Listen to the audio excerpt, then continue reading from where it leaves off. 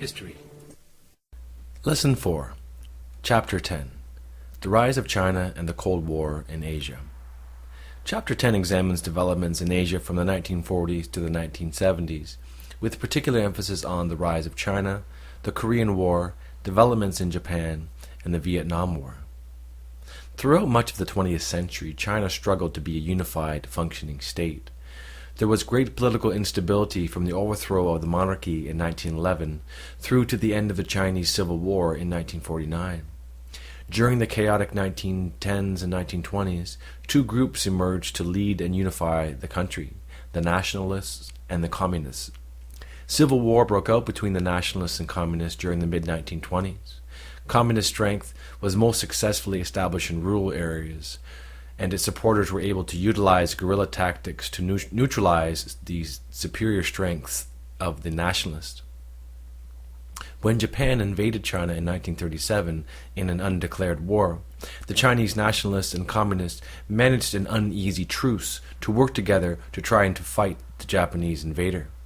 With the defeat of Japan in 1945, the Chinese Civil War reignited and lasted until the communists were victorious, pushing Chiang Kai-shek and his nationalist forces onto the island of Taiwan and the creation of the People's Republic of China. The real hotspot in the early Cold War in Asia was undoubtedly the Korean Peninsula. Korea was the key test to Truman's policy of containing communism. Like Germany, the liberation of Korea from World War II created its own geopolitical problem. Once Japanese forces were driven from the Korean Peninsula, for expediency it was proposed that Soviet troops temporarily occupy the northern part of Korea, down to the 38th parallel, and American troops would temporarily occupy the southern half. Both occupying powers established a government in its own zone, which were essentially client states in the north and the south. The Soviets installed a government under Communist Kim Il-sung, the grandfather of the current North Korean leader, Kim Jong-un. In 1947, a United Nations Commission sought to sponsor nationwide elections to reunify the country. However, the Soviets would not allow outside supervision of elections in the northern half of the country. Indeed, the Soviets also prevented free and fair elections in nations it liberated from Nazi occupation in Europe after World War II, as it realized that communist governments would never actually be freely elected anywhere.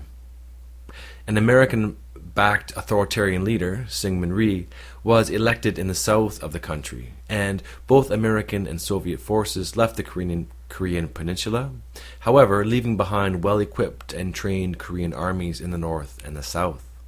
Thus, despite the original intention of elections to unify the country, in essence like Germany, two Koreas now existed. War erupted in June 1950, when the forces of North Korea invaded the south. There had been border skirmishes in the past, but this was full-scale invasion to unify the country under the communist northern government. In the West, this was seen as an open act of military aggression, the first clear-cut example of military action of the Cold War. With a well-equipped army, the northern forces expected a quick victory. They had gambled that the United States would not intervene, and world opinion would simply allow the communists to control all of Korea. Instead, what happened was a concerted effort led by the United States, and with the United Nations approval, to employ countermeasures.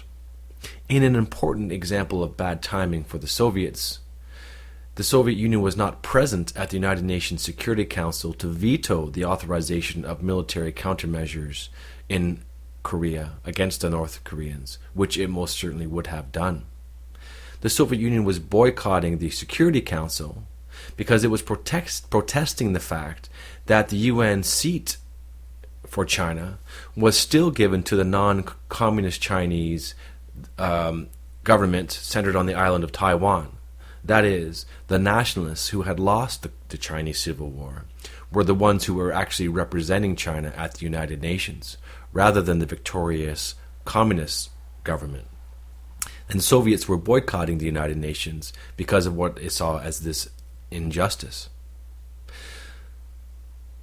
So, from the American perspective, the region was already becoming more unstable with the triumph of communist forces under Mao Zedong in China in 1949, and Korea became a test of the free world's commitment to prevent the spread of communism. The war progressed, and in 1951, a ceasefire agreement ended large-scale fighting, though one sticking point in negotiations was the fact that North Korean prisoners of war did not want to be returned to the communist North. In 1953, under Eisenhower's presidency, an armistice was signed and a line of partition was drawn at the 38th parallel, which was roughly where the fighting had begun 3 years previously. The partition hardened into another long-term division as North Korea became a rigid, closed communist dictatorship and South Korea developed into a dynamic capitalist economy. The war, technically, is still going on, as there is simply an armistice. The Korean War was a significant stimulator for economic growth in the United States, Western Europe, and Japan. It also provided reassurance for Western Europeans who had been concerned that the United States would return to an isolationist position after World War II and leave them at the mercy of the growing Soviet hegemony in Europe. It was a firm American response to a communist military invasion. From the communist world perspective, the Korean War was a draw, which prevented the USA from reasserting Western imperial supremacy in the East. Many nations were skeptical of American rhetoric of maintaining a free world, rather seeing American actions as a masked drive to create world markets for American capitalism, to secure markets for American companies to sell to. The Korean War inaugurated an era of deep American involvement in Asia, and served as a prelude to the longer and more costly conflict, the Vietnam War, in which the USA also became embroiled to prevent the spread of communism in Asia. As the text notes, there were similarities between Japan and Germany following World War II, particularly the fact that it was occupied. The developing Cold War politics, however, transformed Japan, from the American perspective, from an impoverished enemy to a prosperous ally following the Korean War, as the Americans increasingly came to see a role for Japan as a counterweight to communist Soviet Union and China's influence in Asia. China and the Soviet Union were both communist nations, but they were not always the warmest of friends, and their relationship deteriorated over time, from a partnership to a rivalry. During the 1940s, the Soviet government played off both sides in the Chinese Civil War, befriending both in an attempt to prolong the war or to at least prevent a unified and powerful neighbor.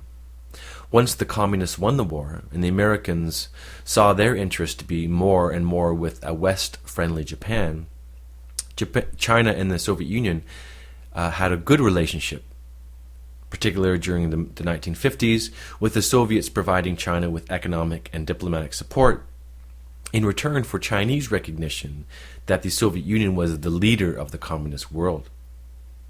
By the mid and later 1950s, however, cracks began to appear in the relationship. The text covers this in great detail, but you do not need to do so, just to understand how the relationship became strained. Following the end of World War II and Japanese occupation of Indochina, France sought to regain control of its colony. However, like the Dutch returning to Indonesia, they faced a concerted nationalist movement to win independence from the European imperial power. An important difference between the nationalist movements in Indochina, specifically Vietnam, and Indonesia, was the fact that it was a communist-led independence movement. The communist movement was led by Ho Chi Minh, a revolutionary who had managed to be heard at the peace conference in Paris following World War I, but had learned that the kind of high-minded principles of self-determination and liberal nationalism held up by U.S. President Woodrow Wilson seemed only to apply to white Europeans, not to Asians or to Arabs. Ho therefore turned to the only other ideology which appeared to promise national liberation, that is, communism. In 1920, he helped found the French Communist Party, and in 1923, he trained as an international communist agent in Moscow. Thereafter, he was sent to form the first Marxist revolutionary organization in French Indochina. In 1930, he formed the Indochinese Communist Party, and in 1941 formed a national front called the League for the Independence of Vietnam, or Viet Minh, a coalition of nationalist groups led by the Communist Party, struggling for national independence at the end of World War II. During World War II, the CIA actually backed the Viet Minh in its efforts to resist Japanese occupation of Indochina. In the summer of 1945, at the moment of Japanese surrender to the Allies, the Viet Minh seized power in northern Vietnam and declared the formation of an independent democratic republic of Vietnam, with Ho Chi Minh as its president. When French troops re-entered Indochina and a settlement could not be reached with the Viet Minh, war broke out in 1946.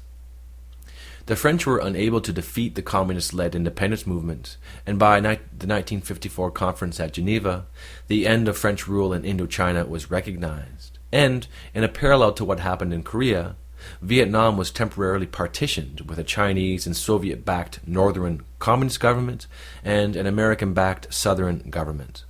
Again, like the case of the Koreas, elections were to be held to determine the future of a united Vietnam, but this did not happen, and the Americans backed an unpopular and authoritarian regime in the South. Communist forces within the South, known as the Viet Cong, revolted against the southern Vietnamese governments, prompting both the United States to expand aid to the South's governments and the Soviet Union and China to step up supplies to the North. The superpowers had become involved in this conflict. American involvement in Vietnam escalated under President Johnson, following the Gulf of Tonkin incident in August 1964. By the end of 1965, Johnson, who had recently promised in his election campaign that he was, quote, not going to send American boys 15,000 miles away from their homes to do what Asian boys should do for themselves, had sent more than 184,000 troops to Vietnam. An intensely unpopular war, both at home and around the world. When President Nixon came to office, he sought to gradually withdraw American troops by handing more and more responsibility to South Vietnamese forces. In 1973, a ceasefire was signed, and 2 years later, the North crushed the South in a humiliating and lasting image. U.S. Embassy personnel had to be evacuated by helicopter from the roof of the American Embassy in Saigon. Again, the text goes into tremendous detail about the Vietnam War. You need not know the specific course of the war. For this course, it is more important to know how the war started, how the American involvement escalated, how the war ended, and how the war was seen at the time.